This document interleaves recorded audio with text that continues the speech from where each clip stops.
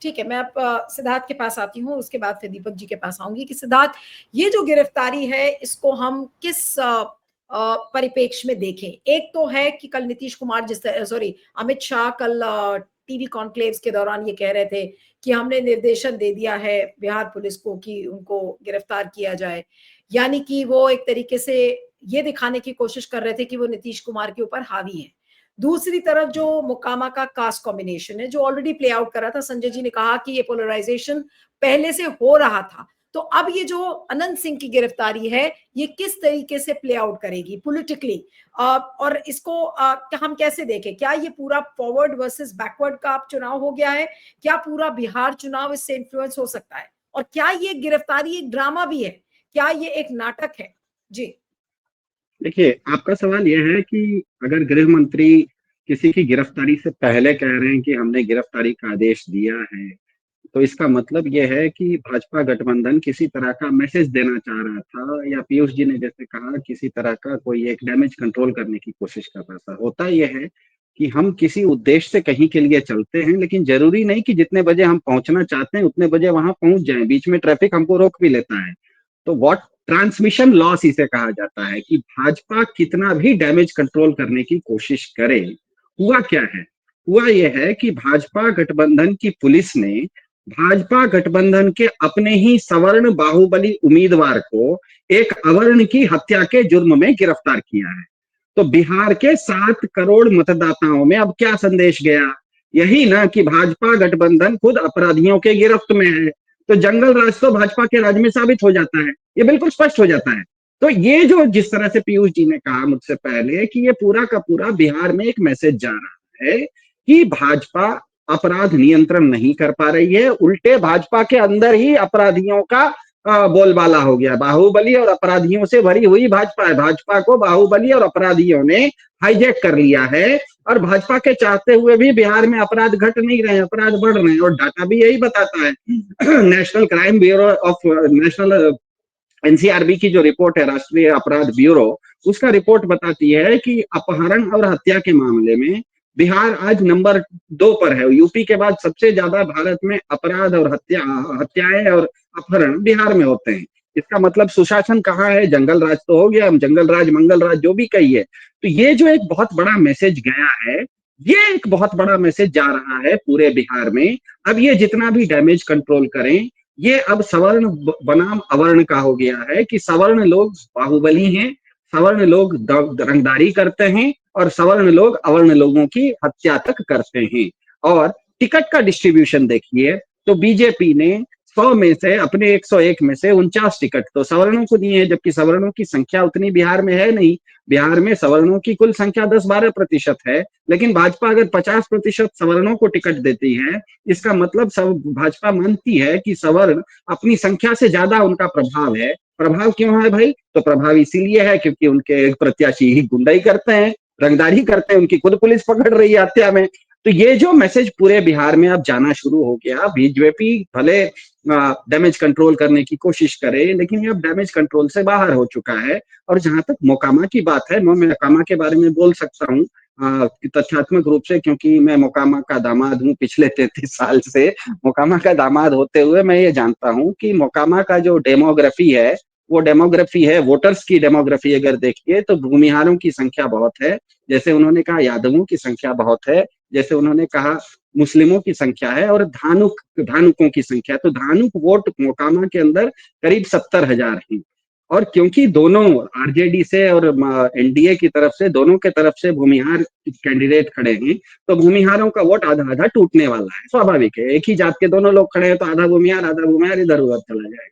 अब बाकी जो MY समीकरण है, यादव और मुस्लिम, वो स्वाभाविक है कि राजद के पक्ष में गिरेंगे, राजद के वोटर के पास गिरेंगे। अब जो की वोटर बन जाता है, यहाँ पर की वोटर बन जाता है धानुक समाज। 70,000 धानुक समाज के वोटर्स हैं। और ये जो घटना हुई है दुलरचंद यादव जी की हत्या, ये धानुक समाज के ही उसी इलाके में हुई है, और संजोग से वहां पर दोनों का काफिला साथ में एक दूसरे के सामने टकराया। मोकामा में एक बहुत बड़ा टाल क्षेत्र है। टाल का मतलब तालाब, ताल का वो मतलब बाढ़ के समय में, बरसात के मौसम में हजारों लाखों एकड़ जमीन पूरी की पूरी 4 महीने तक पानी में डूबी रहती है। तो वहां पर आने जाने का रास्ता भी बहुत संकरा होता है, एक टीला जैसा बना होता है, बांध जैसा रहता है, रोड सिंगल सिंगल रोड रहता है, बहुत नैरो रोड रहता है, बहुत पतला रोड रहता है। और उसी रोड पर पुलिस के अनुसार ये दोनों काफिले टकराए थे आमने सामने। दुर्लभचंद यादव जी आ रहे थे धानुक समाज के गांव से, और अनंत सिंह का काफिला जा रहा था धानुक समाज के गांव में। तो इसका मतलब यह है कि धानुक समाज का वोट की वोट बन गया है, सारे लोग उस पर नजर गड़ाए हुए हैं।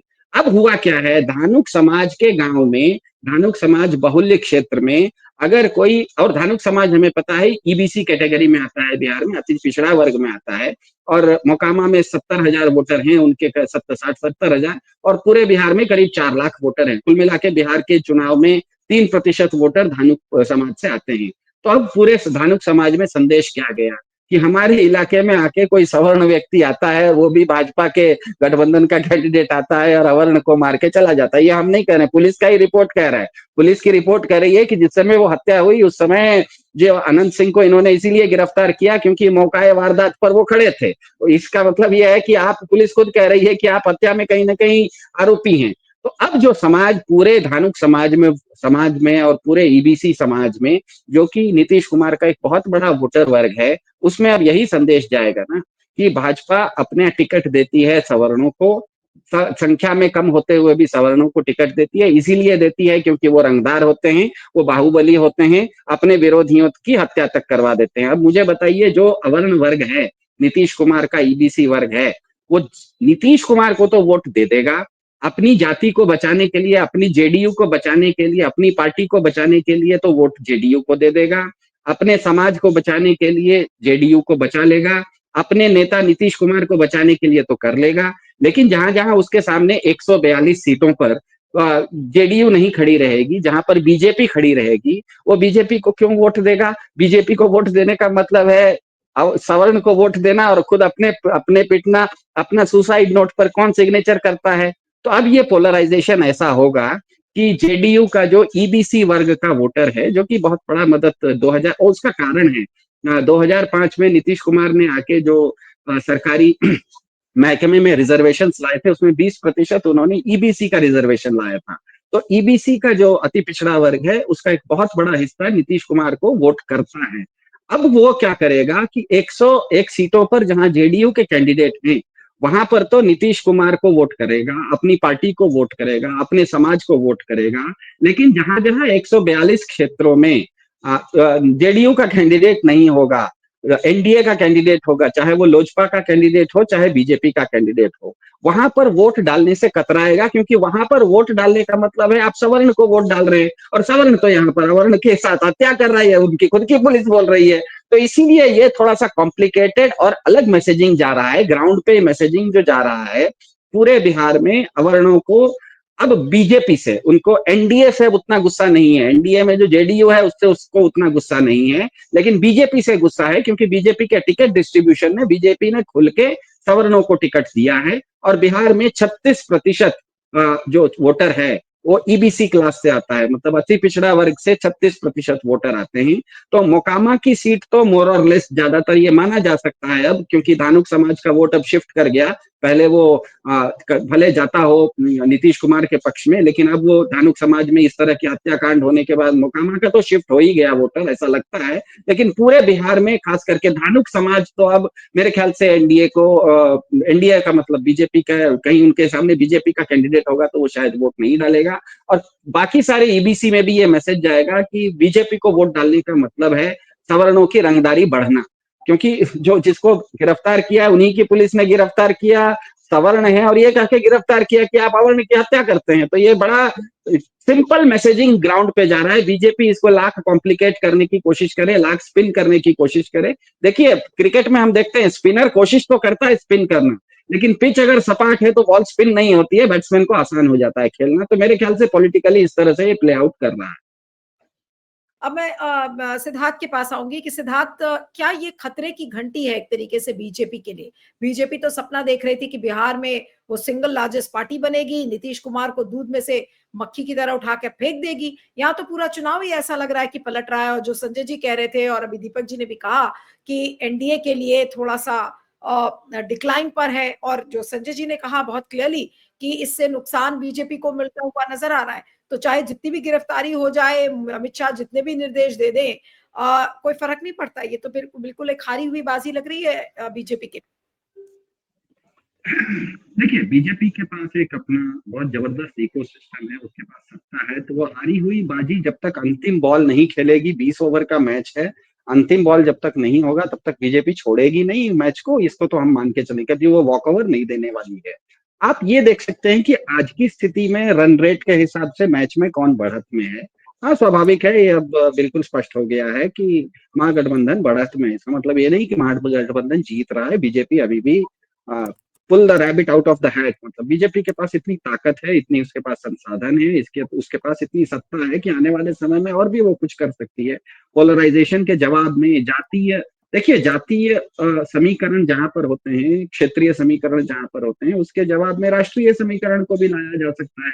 पोलराइजेशन केवल जातीय नहीं हो सकता है, धार्मिक पोलराइजेशन भी हो सकता है, इस देश में होता है।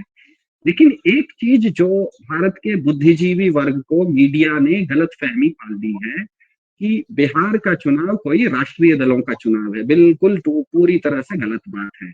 बिहार में कभी भी चुनाव होते हैं तो राष्ट्रीय दल बमुश्किल 25-26% वोट पाते हैं।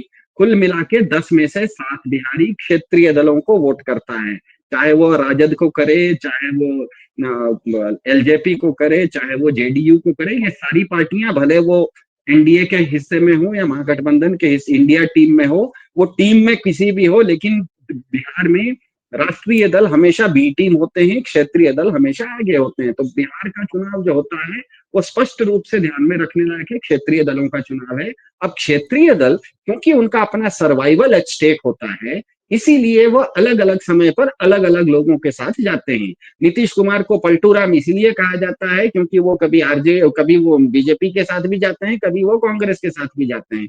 तो पलटू राम तो डीएमके भी है। पलटू राम डीएमके पलटू राम नहीं है क्या? क्या डीएमके ने अटल बिहारी वाजपेयी का समर्थन नहीं किया था? क्या आज डीएमके नीतीश कुमार के खिलाफ नहीं है? तो क्षेत्रीय दल जो भी होते हैं वो अपने सर्वाइवल के लिए अलग अलग समय पर अलग अलग गठबंधन में जाते हैं, क्योंकि उनका सर्वाइवल होता है। इसका मतलब नहीं है कि उनकी कोई विचारधारा होती है, लेकिन जो वोटर होता है वो क्षेत्रीय दलों को वोट इसीलिए करता है क्योंकि वो सत्ता को अपने से दूर जाने नहीं देना चाहता। वो नहीं चाहता कि उसका एमएलए दिल्ली से कंट्रोल हो। कोई भी राष्ट्रीय पार्टी होती है तो फिर वो दिल्ली से कंट्रोल होती है। वो चाहता है कि मेरा जो एमएलए हो वो कम से कम पटना से कंट्रोल हो, कम से कम मेरे राज्य में हो। तो ये बिहार में होता है। अब देखिए बिहार में जो 2020 का चुनाव हुआ था उसमें सबसे ज्यादा वोट शेयर आया था राजद को 23% और बीजेपी को आया था उसके बाद 19%। इसका मतलब बिहार के चुनाव में बिहार का केक इतना बड़ा है कि वो ऐसे भी कटा हुआ है, ऐसे भी कटा हुआ है, ऐसे भी कटा हुआ है, ऐसे भी कटा हुआ है, टुकड़े बहुत छोटे छोटे हैं।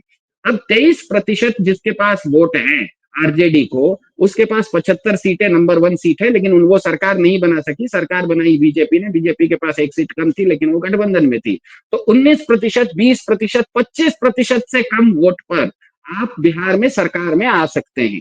ठीक है, ये बिल्कुल अब स्पष्ट हो गया है। किसी भी गठबंधन में आप हो, 25% वोट शेयर आपके पास है तो आप सरकार में आ सकते हैं। और आरजेडी का वोट बेस जो है हमें पता है वो एमवाई समीकरण पर, जिस तरह से अभी कुछ गवे जी ने कहा वो एमएमवाई कहा, एमएम में एक मल्लाह को निकाल भी दीजिए क्योंकि मल्लाहों की आज दूसरी पार्टी भी है क्षेत्रीय दलों में। मुकेश साहनी वगैरह भी मल्लाहों का काफी कुछ विषय उठाते हैं, तो 1 मिनट के लिए एमवाई समीकरण भी लीजिए। तो एमवाई समीकरण में बिहार में 32% वोट है। तो एमवाई समीकरण अगर एक मुश्त वोट करता है तो आरजेडी को 32% वोट मिलते हैं।